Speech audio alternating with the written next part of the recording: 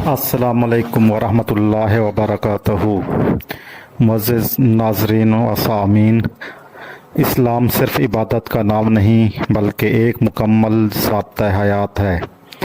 इस दीन कामिल ने जहाँ नमाज, रोज़ा, हज और ज़कात जैसे फ़राइज़ पर ज़ोर दिया, वही इखलाक व किरदार को भी कामयाबी की कुंजी करार दिया। आज की हदीस मुबारक में हमें बताती हैं कि क़यामत के दिन सबसे वज़नी अमल क्या होगा। हदीस शरीफ, क़यामत के दिन तराजू में सबसे ज़्यादा वज़नी चीज़ हुस्न इखलाक होगा। इब्न सिनीन, अबू दाऊद, हदीस नंबर 4799 4799। मेरे अज़ीज़ों, ज़रा सोचिए, हम नमाज़ पढ़ते हैं, रोज़ा रखते हैं, सदका देते हैं, लेकिन क्या हम अपने इखलाक की तरफ भी वही तवज्जो देते हैं? नबी करीम सल्लल्लाहु अलैहि वसल्लम का फरमान है कि हुस्न इखलाक क़यामत के दिन हमारे अमाल के तराजू में सबसे ज़्यादा वज़नी अमल होगा।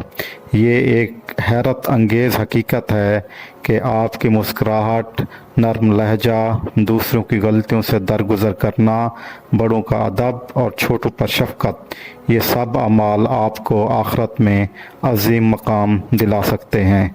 इस हदीस का पैगाम यही है कि दीन को सिर्फ़ इबादत तक महदूद ना रखें बल्कि अपने किरदार में नरमी, मोहब्बत और सच्चाई को शामिल करें। अच्छे इखलाक इंसान को ज़मीन पर महबूब और आखिरत में कामयाब बनाते हैं। तो इस हदीस का मफ़हूम यही है कि हमें अपने किरदार को संवारना चाहिए, इबादत के साथ साथ अपने इखलाकियात को भी अच्छा करना चाहिए, लोगों से अच्छा बर्ताव करना चाहिए, अच्छे तरीके से पेश आना चाहिए, अपने हमसायों का ख्याल रखना चाहिए।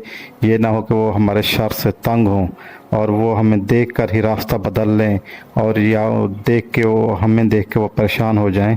इस तरह हरगिज़ नहीं होना चाहिए।